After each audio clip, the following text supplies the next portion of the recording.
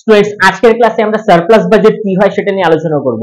আমরা সারপ্লাস বাজেটকে এইভাবে আলোচনা করব, যদি কোনো দেশের ইনকামের তুলনায় এক্সপেন্সেস অনেক কম হয়, তখন এই সিচুয়েশনসকে আমরা সারপ্লাস বাজেট বলবো।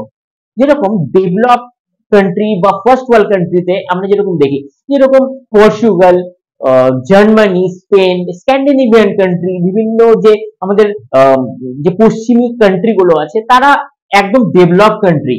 তো তাদের জন্য যে বাজেট গুলা তৈরি হয় ইয়ারলি ইয়া হাফ ইয়ারলি, যেরকম income from other sources, taxation systems etcetera, তো এইগুলো কালেক্ট করার পরে তাদের কাছে খুব খরচ করার মতন বিভিন্ন অপশনস থাকে না। তো এইভাবে তাদের কাছে পয়সা বেশি এক্সট্রা থেকে যায়, এটাকে বলা হয় সারপ্লাস বাজেট। তো সারপ্লাসের ফলে তারা তাদের পয়সাগুলোকে কি করে, ওয়েলফেয়ার করে দেয়, এবং তাদের দেখা যায় education, health care, research and development, innovation প্রতিটা ক্ষেত্রে ওয়েল ডেভেলপ এবং ওয়েল ইকুইপ থাকে। তো এই ধরনের সিচুয়েশন যদি আমি দেখি যেখানে ইনকামের তুলনায় এক্সপেন্সেস একদমই কম, তখন এই সিচুয়েশনটাকে আমরা সারপ্লাস বাজেট বলবো। Thank you.